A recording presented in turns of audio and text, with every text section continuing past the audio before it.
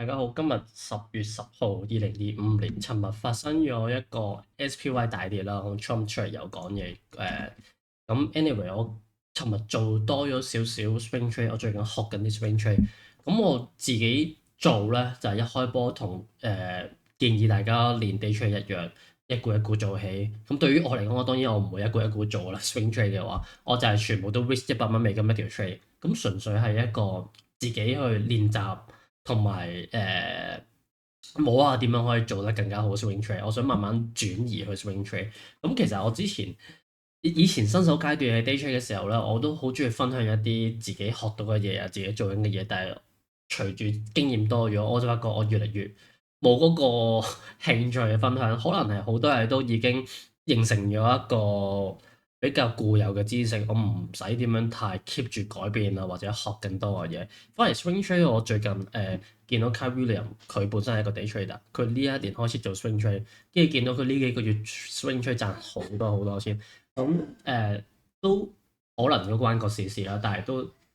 trigger 到我自己想練 swing trade 個心態，咁所以我就拍個 YouTube 去分享一下最近可以我自己做嘅 swing trade 啦，idea 啦。但係之前有一個 disclaimer 先咯，嘟嘟嘟嘟嘟，唔係投資建議，唔係教學內容。跟住好啦，我尋日嘅 SPY 大跌之後啦，其實我都幾早收咗市，食咗機，大致上可能 around 呢個位置，即係我上邊呢個位，以11點係我呢個位已經 day trade 完熄個機啦，去到呢個位，跟住見到 Discord 啲人講 SPY 咩事大跌咁樣，跟住之後睇一睇新聞啦，跟住就SPY 去到呢個位，好似已經穿咗一啲日線圖最近嘅 range 嗰啲 level，咁我就喺呢一度就開始睇下有啲咩股票可以 short。咁我成個 idea 咧就係 short 一啲最近比較強勢過度延伸嘅股票。咁我冇 check 開一啲 swing trade 嘅機會，咁我就上網 subscribe 咗一個，我覺得幾好用。subscribe 咗呢一個，跟住佢好用嘅位係在於佢有唔同嘅 scanner，即係譬如呢一個啦，呢個簡單啲嚟講，我可以好快咁 check 到最近有啲咩強勢嘅股票。咁呢度係 buy volume 啦，咁我就係咁要望一望 VITF，跟住你見到 open breakdown，跟住亦都見到係啊係啊出啲啊呢度嚇 VITF 啦 open 啦 RGTI 啦，跟住就 RIEN 啦，跟住 RR 啦，呢啲 UAMY 都係啦，跟住我都因為有陣時我唔係好知有啲嗰啲股譬如 PIDF、PITF 係做乜嘢啦，或者有啲唔太清楚啊 RR 係乜 Q 啦，跟住我自己咧可以俾大家望一望。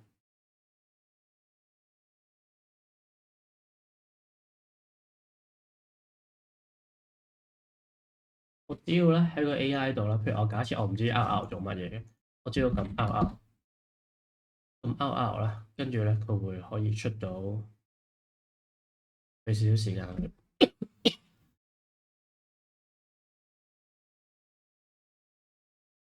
佢會係乜嘢公司啦？美國人工智能啦、機械人科技行業啦，專注於機械人研發啦，跟住講緊做緊啲乜嘢啦？公司嘅行業啦，業務係最主要做咩？室內機械人啦，跟住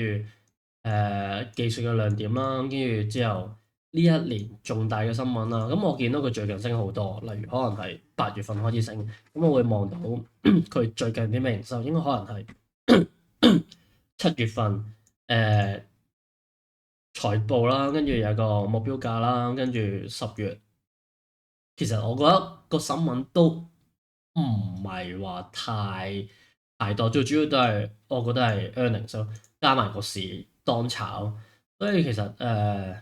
大致上起碼可以係咁意知道佢係啲乜嘢。咁譬如 HIVE 啦，我都有做 short 啦，咁我大致上去了解一下，呢個係最快嘅速度去望，用透過 AI 去望翻佢過去究竟有啲咩新聞係會升啦，佢係咩行業啦，佢係做乜嘢啦。咁樣，跟住我最主要 short 咗幾隻，睇下先。我 short 完之後，跟住我都喺 Discord 度去講 short 呢幾隻，我同大家去望一望呢幾隻嘅日線圖啊，同埋同埋daily chart hourly chart。咁你見到我每一隻都係 risk 100蚊美金，我真係去試嘅啫。咁我開晒8個倉位，我都輸到盡都係講緊800蚊美金。所以我同大家係好忙啦，好快咁。第一隻 RR，咁 RR 呢一隻嘢係第一隻腳，呢個係第一隻腳啦，呢度開始爆量啦，跟住 pull back，跟住呢個第二隻腳、第三隻腳，其實已經非常之過度延伸，2蚊去到7蚊，呢度差唔多3倍有多，跟住佢最近呢個6個4係一個比較明確嘅 support，如果穿咗嘅話，其實佢有機會翻，我唔知。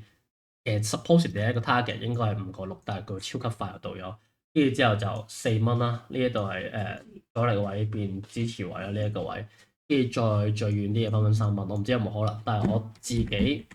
嘅止蝕就係尋日11點幾縮完咯。我諗 around 可能係縮呢啲位置，縮完之後我都係 risk 翻7個4樓上，我全部都係 risk 翻最近嘅高位。跟住第二隻 HIVE 啦，跟住我全部都係同一時間索，我諗 around 又係11點零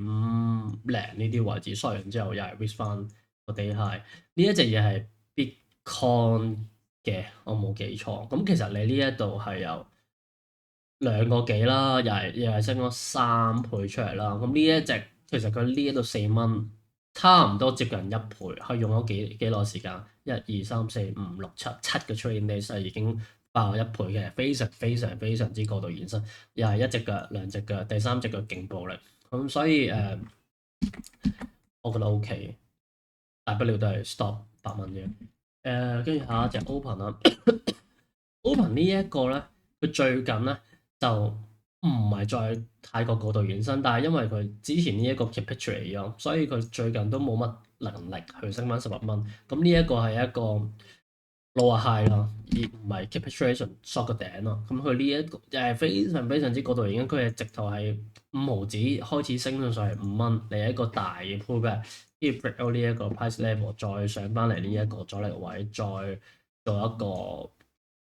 少少嘅 pullback，再呢個 break out 再向上，跟住呢一個非常之 capitulate，應該我覺得好難要上翻嚟嘅 SPY 咁樣暴跌法，呢個仲要假突破，其實就已經收皮。咁呢個收皮位其實如果呢一度做 short，可能都可以 risk 翻呢度，但係我冇做到啦。當然，咁呢度上翻嚟做一個 lower high 唔錯嘅，其實係可以 risk 呢個 level，好似係 risk 呢個唔係 risk 呢個，我 risk 9個8到10蚊呢個位置。跟住尋日 short 嘅時候又係11點幾，我諗玩7.75左右咯，啱啱好跌穿咯，差唔多呢啲 level break down，咁啱 break down 嘅 daily support，跟住就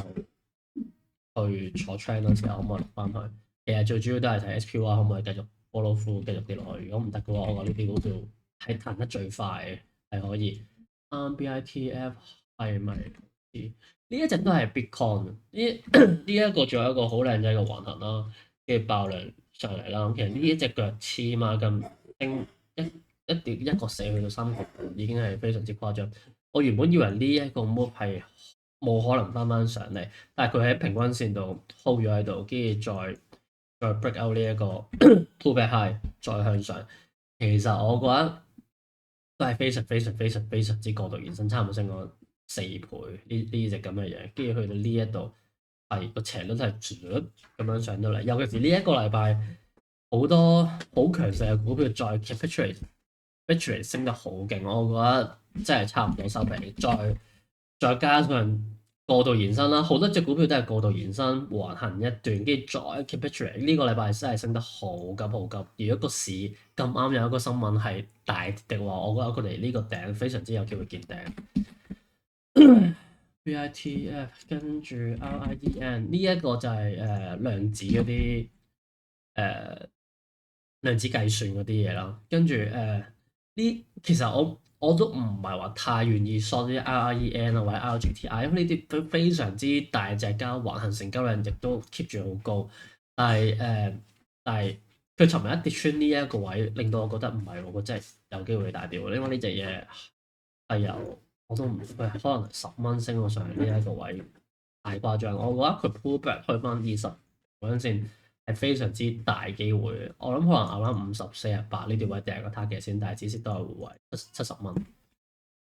跟住 LGTI 呢一隻咧，我尋日 short 嘅時候，其實佢都唔係話跌咗好多，我諗跌穿呢個位置，再有咯46附近。但係日線圖唔係話太靚仔。不過今日唯一可能比較好少少嘅就係佢做一個假突破，希望呢度 trap 咗一班 buyer，跟住咁啱有消息炸落去啦，個成個大市，希望佢都可以做啲 pullback。但係其實我想講呢一隻叫做咁多隻入邊最唔靚仔嘅喺 daily chart 嚟講，咁佢一嚟佢唔夠 capture 出嚟，即係唔夠跌得，即係升得好誇張。我覺得佢唔算好誇張呢個升得，尤其是呢一支巴陰燭啦，尤其是呢一支巴，呢一支咁嘅巴出咗陰燭，佢都冇跌穿之前嘅路，而且佢再第二日就再大陽燭，即係其實呢一個為 area 咧，我覺得普遍嚟講唔係話太過度延伸，亦都唔係好 capitulation。所以呢一隻股票做 short 唔係話超級靚仔，但係我都唔理，我照 short 咗，都係俾100蚊美金，可能呢度樓上做止蝕。但係我覺得呢個 EV 嚟講唔算最大，但係如果佢有機會跌嘅話，有 potential 可能俾翻35。跟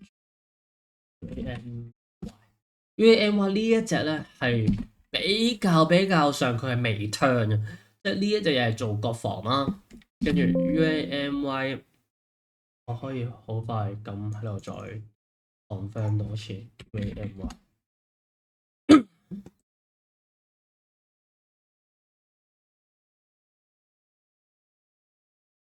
戰略金屬特種材料行業唯一全產業鏈供應。OK，支援國防、特種工業同新能源產業。啲最近嘅新聞咧，就係、是、最近出咗個 earning 啦，strong buy 啦。但係呢啲我覺得去到10月8號仲 strong buy 其實係好撚癲，即係好多時太癲。我覺得最主要嘅新聞係呢一個啦，同國防部簽咗2.45億嘅供應啦。係最主要同政府簽咗啲比較重大嘅合約，但係咧雖然係咁，但係呢一隻嚟講，我覺得係最 keep pitch 嚟嘅。佢呢隻2蚊升到14蚊，差唔多7倍。跟住我 short 嘅時候，我已經差唔多係一路升一路 short。我諗可能去到13.4呢啲位，我先再走去再 short 呢一啲位。但係我個指示好簡單，就係直接再 risk 翻100蚊美金。我大約 risk 好似15.01，所以其實我都唔係輸好大。我試玩可能大約 around 60股左右，好細。但係呢一個亦都係最 risky，因為我當時呢個 moment 去 short 嘅時候啊，佢係成個 SPY 大跌，佢都仲係冇跌。但係如果唔係盲目咁樣去做 swing short 的話咧，即係如果我要加少少 day trade 嘅 concept 咧，我會等佢真係 turn 咗落嚟呢一個位置去做 short，可以 short 大啲，跟住之後可能呢一個位置做 short 再加住，可能我會 short 大好多。跟住只是可能就會直接放翻呢一個頂，唔使放實，因為佢已經 turn 咗。但係都係試 anyway，但係佢喺向下嘅可能性，我覺得非常之大，去翻9蚊。跟住仲有最後一隻 SMBK，呢一隻又係我唔記得做咩啊，翻我費事 search。呢一個突破50嘅勁短時間就已經升到上1倍，跟住再突破，其實呢一個突破，呢一度其實已經換嚟好多陰燭，跟住呢個大陽燭都翻呢個頂啦，跟住尋一跌穿呢一個 day low 啦，我覺得係非常非常之靚，即係呢一個突破呢個路去 short。如果呢個位 short 到第一個 target 翻係呢一個位，其實已經係一個勁大嘅 risk reward，即係亞灣可能呢一個位 short，跟住只是放呢度，跟住我尋日可能後邊追，因為我冇望住咯，可能我追差唔多又係11點幾，我諗我追呢啲位。咁當然我指示都係放翻係 swing trade 嘅話，係放翻喺呢一個頂137.5附近，跟住就係睇下可唔可以錯。因為全部股票我會啱咗1-2日，即係如果佢 follow through 啱我方向一兩日之後，我全部都係用上一支日線圖去推指示。即係我假設如果呢一隻股票佢再跌再跌，跟住我個指示會放喺呢一個嘅高位，佢再跌落嚟，我會推呢一個位，再跌落嚟，我會推呢一個位，係啦。跟住可能如果接近 target，我會 keep 住 take 緊啲 profit。大致上就係咁樣啦。咁全部都係一個過度延伸日線SPY 一線圖 turn 咗，跟住我專揾啲比較強勢嘅股票走去做 short 咁樣嘅，係啦，就係咁樣咯。但係大家唔好亂跟咯，我都係真心係練習學習同埋 share 下自己嘅 idea。跟住啊，咁喺中概股咧，即係成個 trend swing 出我冇做啦。我見到咁樣太過度延伸法啦。我之前分享過一個我自己做咗 BIDU short call 啦，BIDU 嗰陣時係過度延伸呢個位90蚊去到138。如果你睇 weekly chart 嘅話咧，可唔可以到？開唔到 weekly chart，開到 weekly chart。如果你開到呢個 weekly chart 嘅話，你會見到亞灣160之前啦係一個好強大嘅阻力啦，170好強大嘅阻力啦。嗰陣時92去到138呢啲位咧，我做一個禮拜後嘅 short call 160。我諗 I want 我唔記得幾多，唔記得咗，係吸引嘅嗰條數。因為呢個 IV 都好高，跟住之後好快咁跌咗落嚟啦，跟住再去到呢一度啦，再做多次170嘅 short call 都係一個禮拜到期，都係好和味啦。跟住好似呢度我都 keep 住有做啲 short call，但係開始去到呢度個 IV 其實唔係好高，跟住之後就冇啦。咁其實仲有我自己會留意下，譬如阿里巴巴啦，阿里巴巴其實佢本身呢一個有一嚟啦，佢係非常之過度延伸，但係佢亦都好強勢。咁呢一個最近一跌落嚟190，跌到去156。咁大致上你會知道呢一個幅度係用咗1、2、3、4、5、6日6個 trading days 跌咗大約around 40蚊嘅。咁尋日出一個新聞咁壞之後咧，咁你睇下香港會唔會再暴跌？如果香港可以再暴跌咧，我最理想嘅目標咧係呢一度156再插多40蚊落嚟，呢個又好難做到嘅。但係我覺得可能亞灣去到120到110呢個 range，我會覺得如果係一個禮拜插多落嚟，我會覺得非常非常之 A plus，我會真係打好大地衝入去。咁當然一定要 keep 出嚟，我唔係講緊用2個禮拜落嚟。如果用2個禮拜落嚟，我係完全冇興趣咁打佢。我又講緊佢用一個禮拜跌落嚟，咁我就會打個反彈。係啊，如果我暫時啦，如果我見到佢下個禮拜有機會跌落去130到135呢個 area 附近啦，我會直接做一個比較 heavy，即係做大啲嘅 short put。可能亞灣係110到115會做 short put，因為我完全唔介意喺呢啲位接，但係我做 short put 一定係都係講緊可能一個禮拜後到期，因為我嘅 assumption 係如果你跌即係已經跌咗咁多，再用一個禮拜時間內再跌咁多啦，佢反彈嘅機率接近90%。係講緊呢個時間限制好重要，即係我唔係講緊2個禮拜後、3個禮拜，如果2個禮拜後咁樣落嚟，我未必覺得反彈。但係如果一個禮拜後咁樣跌落嚟，我覺得反彈嘅機率接近90%以上。係啊，個時間好重要，係。所以我有啲都驚人哋唔係好聽得明，所以你記住一個禮拜係好重要。唔好慢跌，慢跌我從來都唔會打反彈，一定要急跌，過到延伸再急跌，我先會打反彈。個情況咧，我舉多次嘅例子就係 SPY 啦，SPY 可能去翻呢度，去翻呢度。SPY 嗰陣時去到呢度，我又係打得係如果我喺 story 度都有 po 到呢個係接比度。點解咧？就係你610跌到落去550呢度跌咗差唔多60蚊啦。咁你係拉你用咗幾多日啊？用咗差唔多3個禮拜呢一度，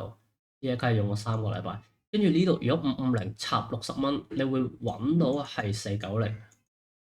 呢個490。咁去到呢個 area，佢竟然用1日、2日、3日呢度用咗3個禮拜，呢度用咗3日咁樣 capitulation，我完全唔介意啊，狂接喎呢度490。咁如果你再保守啲嘅，真係去到490嘅，你再開張470嘅 short put，你可以都基本上好難、好難、好難輸，因為470如果佢真係一個禮拜咁樣接，我都完全冇所謂。但係我覺得490其實已經係一個好值得去搏嘅位置，跟住之後就升好多。咁大致上。啱啱講嘅 concept 就係咁樣啦，阿里巴巴一樣，又係跌落嚟先走啦。但係 SPO 我可以玩大好多，因為佢本身 diversify 好多。阿里巴巴唔可以玩得太大，但係如果你係中概股嘅，我覺得係同樣嘅 idea 可以做到。43跌到38，呢個月跌咗差唔多5蚊啦，6蚊啦，sorry，跌咗唔係跌咗5蚊，跌咗5蚊。咁如果你再跌多5蚊，其實係好難嘅。你見到可能去到33。呢啲位置去做，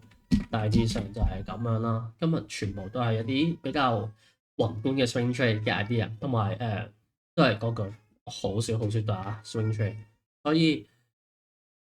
唔好盡信就係咁樣啦。純粹分享意見啫。好啦，拜。